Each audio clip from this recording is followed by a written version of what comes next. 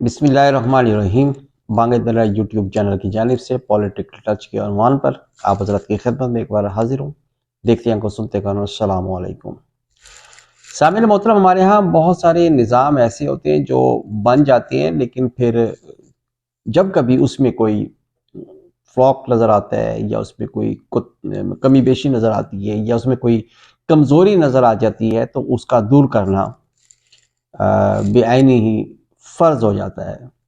हमारे यहाँ सियासी निज़ाम हो या मुमलिकत पाकिस्तान का अदालती निज़ाम हो या सियासी निज़ाम हो या सिविल इंतज़ामिया के हवाले से कानून हो, अगर इसमें कोई कमज़ोरी है तो उसको दूर करना कोई बुराई नहीं है, बल्कि पाकिस्तान की बेहतरी के लिए, कौम की बेहतरी के लिए उसमें तब्दीली करना नागुज़ीर हो जाता है।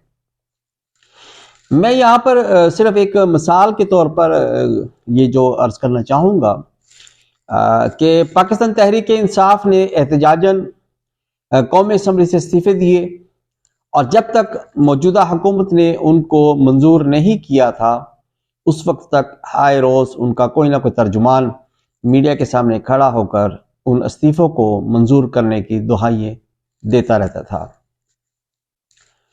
फिर उसके बाद उन्होंने एहतजाजन पंजाब असम्बली को तहलील किया और खैबर पख्तूनख्वा की असम्बली को तहलील किया और इलेक्शन आइंदा करवाने का मुतालबा बदस्तूर जारी रहा। ये पाकिस्तान तहरीक इंसाफ का आइनी हक था, जमहूरी हक था कि वो कौमी असम्बली से एहतजाजन इस्तीफे देती, उसने दे दिए। पंजाब असम्बली उनका सियासी फैसला था, उन्होंने तहलील कर दिया, हो गई। खैबर पख्तूनख्वा असम्बली में उनकी हुकूमत थी, उनका जमहूरी हक था, उन्होंने मुनासिब समझा, इस्तीफे दे दिए, हो गए और असम्बली तहलील हो गई, उन्होंने कर दी तो वो हो गई। लेकिन अब एक चीज़ जो मैं आप हजरात से शेयर करना चाहूँगा बहैसियत पाकिस्तानी, अपने पाकिस्तानी भाइयों के साथ एक सवाल जो आपसे करना चाहूँगा और मैं तवक्को रखूँगा कि आप वो मेरा सवाल मेरे व्हाट्सएप नंबर पर उसका जवाब देंगे या यहाँ पर कमेंट्स वाले सेक्शन में उसका जवाब देंगे, ताकि न सिर्फ ये कि मैं समझ सकूँ बल्कि पाकिस्तान की कौम के दूसरे बाशऊर लोग जो शायद मेरी तरह थोड़ा बहुत सोचते होंगे उनको भी इसका कोई हल मिल सके। पाकिस्तान तहरीक इंसाफ ने इस्तीफे दे दिए, असम्बली तहलील कर दी और मौजूदा हुकूमत ने वहाँ पर इलेक्शंस करवाने का ऐलान कर दिया। इलेक्शन कमीशन ने आइन के मुताबिक 90 दिनों के अंदर अंदर इलेक्शन करवाने का प्लान कर लिया।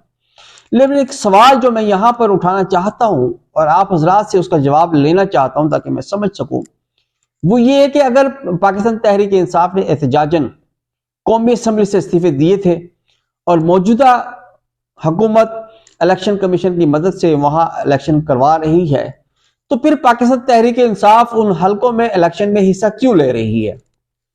अगर उन्होंने फिर इलेक्शन में जाकर जीत कर असम्बलियों में नहीं जाना तो फिर इलेक्शन में हिस्सा लेने की जरूरत क्यों महसूस हुई? अगर उन्होंने दोबारा इलेक्शन लड़कर जीत कर असम्बलियों में जाना है तो फिर पहले इस्तीफे क्यों दिए गए? ये वो सवाल है जो मैं अभी तक समझ नहीं पाया और ना मौजूदा हुकूमत में मौजूद ऐसी कोई चीज़ मुझे नज़र आई जो समझाने के लिए कौम के सामने रखी जा सकती हो, और ना तहरीक इंसाफ ये चीज़ समझाने में अभी तक कामयाब हुई है कि पहले इस्तीफे देकर और फिर दोबारा इलेक्शन लड़कर क्या वो असम्बली में जाएगी?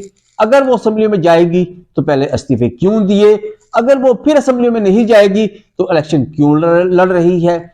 ये वो सवालात हैं जिसकी बुनियाद पे मैं बहुत परेशान हो जाता हूँ कि पाकिस्तान का सरमाया, पाकिस्तानी कौम का पैसा, टैक्सों से हासिल किया हुआ पैसा, जबकि पाकिस्तान जो है वो डिफॉल्ट के करीब हो तो इतने पैसे का ज़िया मेरी समझ से बाला है, पूरी कौम की समझ से बाला है। और ऐसा क्यों किया जाता है? अगर निज़ाम में कोई ख़राबी है तो इस निज़ाम को ठीक करने की ज़रूरत है। अगर सियासतदानों में ख़राबी है तो सियासतदानों को होश के नाखून लेने चाहिए और इन इलेक्शन का न सिर्फ पाकिस्तान तहरीक इंसाफ को बाइकाट करना चाहिए बल्कि अपना उस मुतालबे को बदस्तूर जारी रखना चाहिए कि जिसके मुताबिक वो कह रहे थे कि हमें जनरल इलेक्शंस करवाए जाएं, और जनरल इलेक्शंस के हिस्सा लेने तक पाकिस्तान तहरीक इंसाफ किसी भी इलेक्शन में हिस्सा ना ले। तो मुझे बात समझ आती है कि उन्होंने जो इस्तीफे दिए थे वो उस पर कायम है और अब किसी भी इलेक्शन में वो हिस्सा ना लेकर अपने एहतजाज पर कायम है, अपने कॉल पर कायम है, अपने मौक़िफ़ पर कायम है। लेकिन अगर तहरीक इंसाफ आने वाले ज़िमनी इलेक्शंस में कौमी असम्बली से इंतखाबात में हिस्सा लेती है, तो फिर सवाल मेरा हक बनता है, पूरी कौम का हक बनता है कि फिर वो क्या वजूहात थी कि जिनकी बुनियाद पर आपने पहले इस्तीफ़े दिए और फिर इस्तीफ़े कबूल होने के बाद आपने सुप्रीम कोर्ट से रुजू किया कि हमारे इस्तीफ़े कबूल क्यों हुए।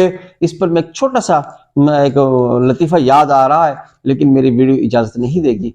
इंशाल्लाह अपने अगले व्लॉग में अपने टाइम होगा तो मैं वो इस्तीफ़ा ज़रूर दूंगा जो शायद कमर जावेद बाजवा और इमरान खान के ऊपर ज़रूर मतलब है सादिक आता है। मैं बल्कि आप थोड़ा सा चाहूँ तो, लेकिन वक्त इजाज़त नहीं देता, माजरत। इंशाल्लाह मैं अगले अपने सियासी टच में वो मिसाल दूंगा जो पूरी कौम को इस सियासी निज़ाम को समझने के लिए बहुत मददगार होगी। बहरहाल ये सवाल मेरा हक था जो मैंने आप हजरात की वसातत से हुकूमत वक्त और मुल्क के दानिश्वर लोगों के सामने, सियासी संजीदा लोगों के सामने रख दिया है कि हमारे कानून में अगर ऐसी कोई ख़राबी है।